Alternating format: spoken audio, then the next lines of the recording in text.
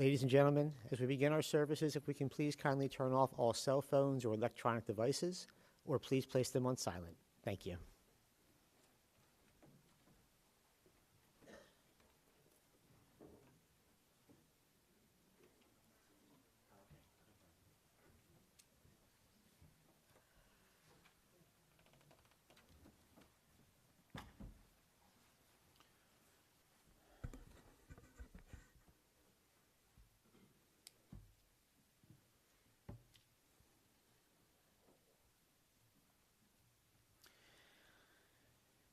Kerachem Av Banim, Richam Adonai Yireav, we read in the book of Psalms. As a father's compassion for his children, so may Adonai, our God, have compassion for all of the family and friends of Louis Holtzman, who we come here to remember this day. God knows how we are fashioned. God remembers that we are dust. Our days are like grass. We flourish as the flowers of the field. A wind passes over us, and we are no more. But we trust that God's compassion is everlasting. God's kindness to children's children endures age after age, unchanging. We begin our service to remember and honor Lou by reciting Psalms, thus linking his life to the Jewish people, to ancient tradition, and to the eternity of God.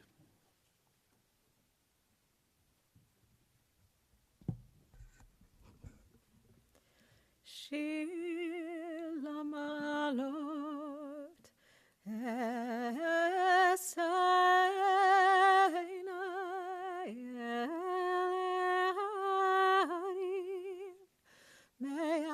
harim me'ayin yavo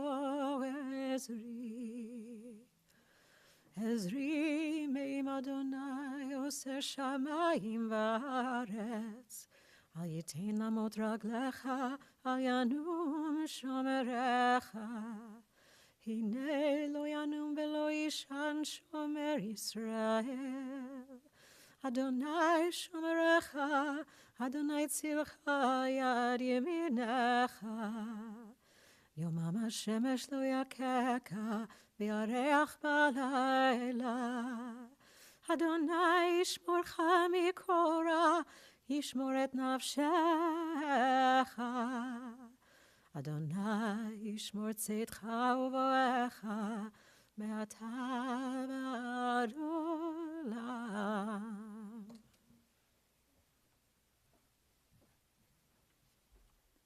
A song for ascent.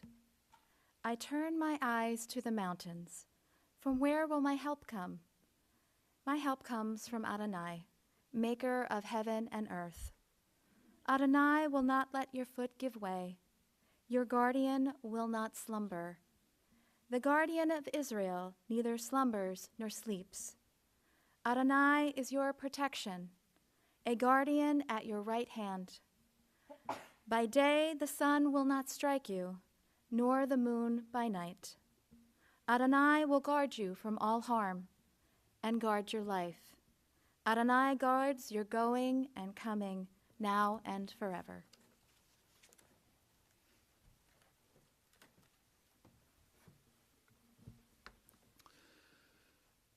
Mizmor LaDavid, another of the Psalms of David. Adonai ro ilo echsar binot desha yarbitzeni, al me menuchotina haleni, nafshi yeshovev. Yancheni b'maglei tzedek l'ma'an shemo, gam ki elech b'getz ha'mavet lo irara ki ata imadi.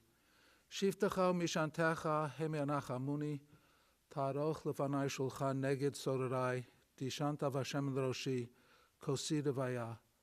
Ach tov v'chesed yirdefuni kol yimei chayai, v'shavti b'veit Adonai le'orech yamim.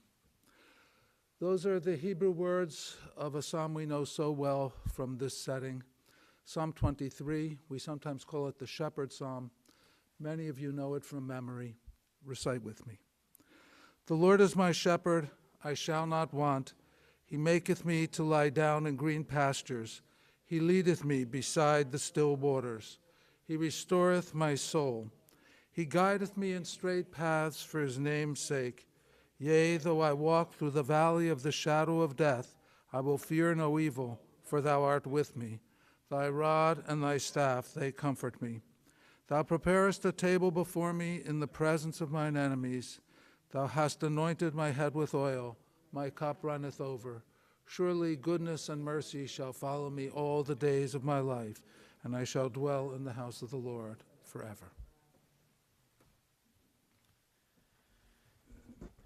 In synagogue on Shabbat morning, on Saturday mornings, we're currently reading from the book of Vayikra, the book of Leviticus, the third book of the Torah. But it's already in the book of Bereshit, the book of Genesis, the very beginning of Torah, that we learn that when a loved one passes away, members of the family share words of memory. And as that ancient tradition will continue here today as we invite up Lou's son, Doug, to speak about his father.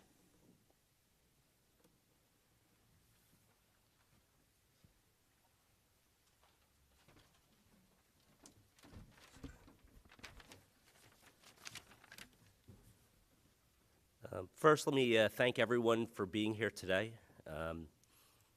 Really appreciate it. It's a great turnout and a great honor for him. You know, when he used to, when I was a kid and he would speak at the synagogue, he would always start with a joke, and I didn't really have one until a couple minutes ago. I just wanted to say that this is the best group of teeth that I have ever seen in one place. So well done, Dad. Anyone who interacted with him knew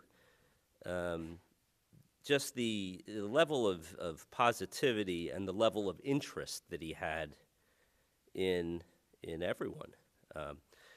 By the way, it's a skill that he did not give down to me, but it made him a very engaging person to be with, and that's and I think that has a lot to do with why there are so many here today, which is really great. I do want to talk about him as a father, and tell you some of my stories with him. He was a great father at every stage. And I think about, I start off with when I was young, and he was just starting out the dental practice. Every night, and he was working nights back then, but every night, you know, in between the afternoon shift and the night shift, he found time to play with me. And a lot of that was hitting ground balls to me in the backyard. And I remember I used to dive at all the balls, and he would be like, "Don't dive, don't dive, don't dive." And I kept diving, but you know, I remember that. And then probably my biggest recollection of my Little League days, and hopefully you'll laugh at this story, but I was on a really bad. When I was 11. I was on a terrible team. We didn't win a whole lot of games, and I was pitching. Not that I was any good at pitching, but we really were bad. Anyway, played 6 innings, which was the game. It was 2-2. And there was a league rule that you can't pitch more than 6 innings in a week. So I see some conversations happening, and I see the 2 coaches talking, and then them going over to my dad, and my dad gave them the okay to let me pitch the 7th inning. In the 7th inning, I think I gave up about 10 runs, and I may have actually thrown the ball at one of the base runners as he was. But I do remember walking back from the field that day with my dad and talking about it. High school, you know, he was, and part of the message of this speech is he was just always there and always positive. In high school, he was, you know, my sporting events were during the day. They were in the afternoon, and he was there in my best basketball game. The dental practice closed when we had track meets. He was there for that. And I should say that if my brother was up here, you know, the events would be all different, but the message would be all the same. Yeah, he's all different events, but the message would be the same. He was there, and he was positive. It did have, I think my dad enjoyed being a parent during the teenage years. There was my mom, and I'd be remiss, I mean, their relationship was amazing.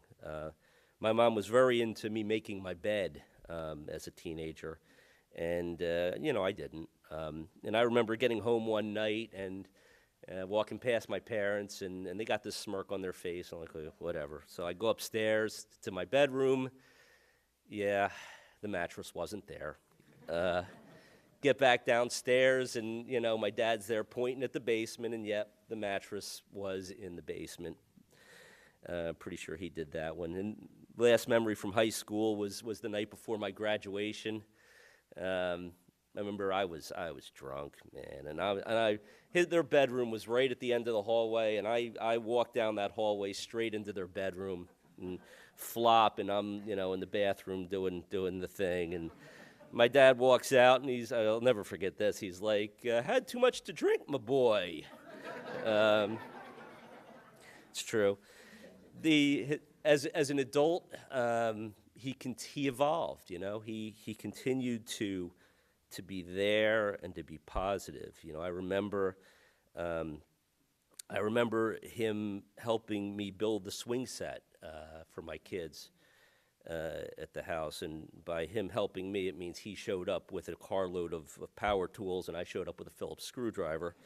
And he, I don't remember how old he was at that point, but he basically built the swing set. And I remember him building the cabinets in Jenna's room. He and I would do that, and again, I would hold them, and he would actually do all the work. My 40th birthday, the surprise party, he was the one in charge of getting me out, and he and I took a little road trip to Atlantic City to a storage bin, and I was like, we knew right from the time I got in the car, it wasn't really a surprise, but it was just a memorable event. As a grandparent, he was the same. He was positive and there. He had great relationships with all three of his grandchildren. With Jenna, there was I'm still not sure I understand this. The shaping of the strawberries, and this is so my dad. Apparently, he was cutting shapes into the strawberries of things. The type of creativity really impressive. With Marcus, there was his trips to Philadelphia to visit Marcus at college and go to the Devon restaurant. And for Brett, there was my dad, Brett's interest in blackjack. My dad, became interested in blackjack. It's probably something many of you would have seen him finding interest in. And Brett told me a story about the 2008 vehicle and all the lights in it, and Brett driving them, and was the car going to make it, and then Brett showing up at in the middle of the night, and then watching a documentary together. I mean, that's just so my dad. The last couple of years, as my mom got sick, got tough for him. He struggled with that, but I'm still able to speak to him every night and talk stocks, talk sports, Phillies. Anyway, thanks for everything, Dad.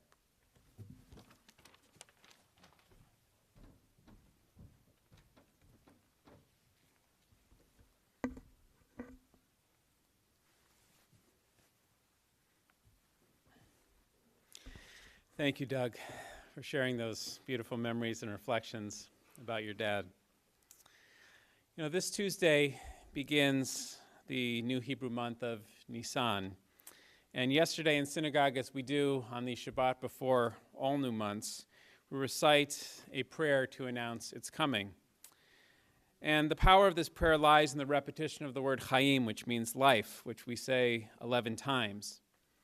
And as we repeated that word yesterday in shul, I couldn't help but think about Louis Holtzman. And that's because Lou was certainly fulfilled some of those blessings, where we pray for a good life, a peaceful life, a life of bracha, a life of blessing. And Lou was indeed blessed during his nearly 87 years of life. He was blessed by his wife Simone for 62 years of marriage, and by his children, Gary and Doug and Mia. He was also blessed by his grandchildren, by Marcus and Gwen and Brett and Jenna, along with his siblings Jane, Rory, and Helene and Jeff, and by other family members, dear friends, and of course, his many patients. Haim Shel Bracha, a life of blessing. But there's something else significant about the Hebrew word for life that I think really speaks to Lou. In Hebrew, there's no singular noun for life. It appears only in the plural. It's as if to say that for a life to be fully lived, to be most meaningful, it must include the lives of others. And this is surely a lesson that Lou understood as he brought blessings to your lives and the lives of so many people. He was a bright and thoughtful people person. And Doug, I think you said it best when you said that your dad was just able to connect. He was curious and interested in people's lives, and he cared about them, and he cared about his community. Lou's life was a wonderful example of the meaning of the Hebrew word for life, chaim, living life with others. Lou was born in Philadelphia. He was the oldest of Lee and Mike's 3 children, and Jewish community and education were important to his parents. They're among the founders of Temple Menorah, and they sent their children to Gratz. And Lou was in the first freshman class of Lincoln High School, where he was involved in debate, golf, and water polo. And Gary, you said that your dad liked to say that he was the dirtiest water polo player Woodcrest had ever seen. But of those 3 activities, golf was his lifelong passion. He was part of a foursome that golfed through life together, and he played until recently. He certainly enjoyed the game, but I imagine that he enjoyed it because of the camaraderie and conversations that came with it. Chaim. After high school, Lou went on to Temple University and then to dental school. His father was a dentist, and Lou, who looked up very much to his father, followed in his footsteps. And he was at this stage that he met Simone. It turns out that Lou's mother and Simone's aunt played bridge together at Woodcrest, so they decided to set their son and their niece up on a blind date.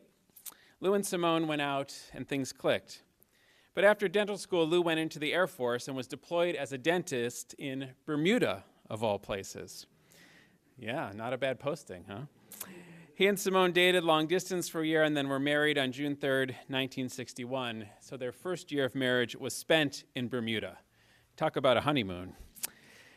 Lou and Simone started building their life together, a life that we know now would include many blessings. Chaim shel bracha. And when Lou finished his service, he and Simone moved back to the area. They settled in Haddon Township, and Lou began his dental practice. And as we know, community was important to Lou, and he began making connections. This started with his practice. Doug, you said that your dad liked to say, I don't treat teeth, I treat people. He had an amazing ability to connect with people, and this helped his practice grow and thrive for all these years. And he cared so much about his patients and continued to practice seeing them until just a couple of weeks ago. And he often treated 4 generations of families. His interest and care inspired a deep loyalty, and this helped Lou build so many wonderful relationships. Chaim. And he also did this around the community. He made sure to patronize all of the local businesses in Haddon Township, building relationships with the people who own the dry cleaners, the auto shop, the printing store, and so many other businesses. And this created lifelong connections in a local community. He also was a member of the Rotary Club, and for decades he attended their meetings every Tuesday night. Gary, you said that he missed a meeting in 1986 due to an appendicitis. But after that, he kept going, even joining on Zoom during the pandemic. And another community, of course, that was important to Lou and Simone was Temple Beth Shalom. Not only were they beloved members for many years, they were also very involved. I went and I pulled the family file. Yes, we keep files on families. And yes, you should be nervous. And when I look through here, I see how it testifies to all what they did for all the years. Of course, it contains membership forms and donation receipts, as well as letters of gratitude for Lou's service on our board of directors, the Adult Education Committee, as well as the vice president of the Men's Club, which Gary said he served under 10 presidents as the vice president. And it also includes Doug and Gary's Hebrew School report cards. See me after the service. But it also speaks about how Lou chaired TBS's Operation Moses, raising funds to help support the airlift of Ethiopian Jews to Israel. And he was a regular daily minyan on Tuesday for years. And Doug, you said that this came about because once your dad received a call from Rabbi Lewis asking him, it was Gary who said that, asking him to come to Minyan every Tuesday where attendance was light. And Lou answered the call and even would often bring you there with him, an experience you thoroughly enjoyed. But it made him a regular at the Minyan, another way in which he became part of our community. And I always enjoyed seeing your mom and dad in shul on Shabbat mornings and on holidays. They like to sit towards the front of the bima on the rabbi's side around where we sit. And I always look forward to seeing them and chatting with them after the service and saying hello. It's clear that the relationships that Lou created for all of these communities and the wonderful contributions he made to them were such an important part of his life and our lives as well. That's the meaning of Chaim. And of course, as we heard from Doug, Lou did this at home. Doug and Gary, you both recalled memorable summer family trips to California, Israel, the shore, and of course the 4-week cross-country drive with 1 whole week in Wyoming. Your dad also enjoyed sports and had season tickets to the Flyers, Eagles, and Phillies. They weren't the best seats, 700 level for the Eagles, but that didn't matter as much as the time you got to spend together. And of course, as Doug said, Lou also loved being a grandfather and spending time with his grandchildren. You both described your parents as a united front who were so in love with one another. In addition to raising you both and being involved in their communities, Lou and Simone enjoyed going out to dinner, to shows, to the opera, as well as taking trips to Palm Desert, Atlantic City, and elsewhere. And as we know, Lou's commitment to Simone was especially apparent these last few years as Simone developed Alzheimer's. He was a devoted caregiver for her, doing everything he could to keep her company and to make sure she had the care that she needed. And in the many conversations that I had with Lou over these last many months, his dedication to Simone shined through. What was also apparent was that even with this very difficult challenge and his own health challenges, he had a sense of contentment. He appreciated the blessings he had in his life and was able to express that gratitude. This is also a mark of a Chaim Shel Bracha, a life of blessing. When I asked about the lessons that Lou taught, Gary, you began by saying to be part of the community. He taught you the lesson of service to family, to country, to community, and to the Jewish people. And Doug, you agreed and added that your dad taught you about the importance of relationships. Your dad role modeled how to connect with people and how to treat them as individuals. Lou understood the meaning of this Hebrew word for life, Chaim. Living a life of blessing means living a life that is surrounded by others. And when life is lived in the plural, when it is shared in so many meaningful ways, people become a part of others' lives. Lou is a part of all of you, and he will continue to be a part of all of you. And that we know will be a blessing in your lives for all of the days and the years to come. Please rise for a final prayer.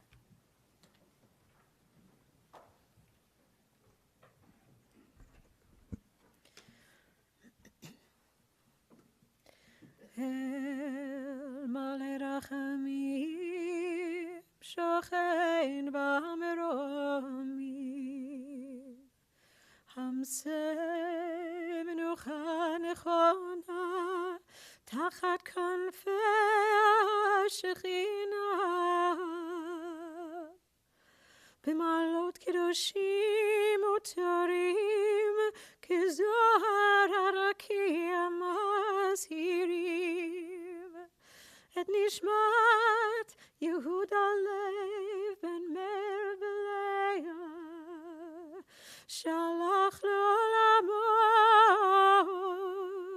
בגן עדן תהי מנוחתו. אנא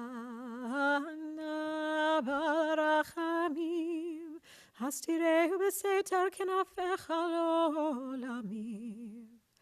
וצרור בצרור החיים את נשמתו, אדוני הוא נחלתו. וינוח בשלום על משכבו, ונאמר אמן, amen. O God, exalted and full of compassion, Grant perfect peace in your sheltering presence among the holy and the pure to the soul of Lou Holtzman, who has gone to his eternal home. Master of mercy, we beseech you, remember all the kind, caring, and loving deeds that he performed in the land of the living. May his soul be bound up in the bond of life eternal with God, as it is bound up in the bond of memory with all of you who are here. The Lord is his portion. May he rest in peace.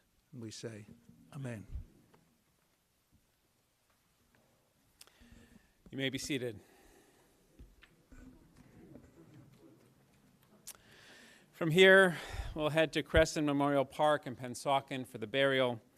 After that, comforters are invited to back to Lou and Simone's home, 311 West Crystal Lake Avenue in Haddonfield, to share memories and stories. And there'll be Shiva Minyanim, there'll be services there tonight and tomorrow night at 7 p.m.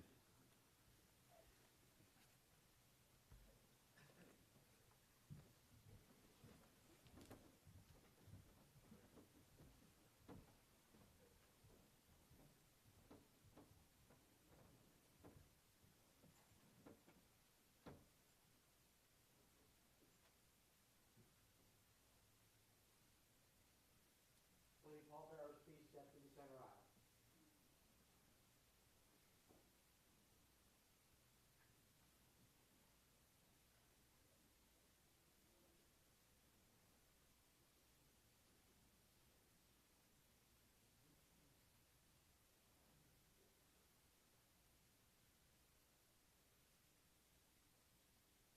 And I'll ask if we can rise once more.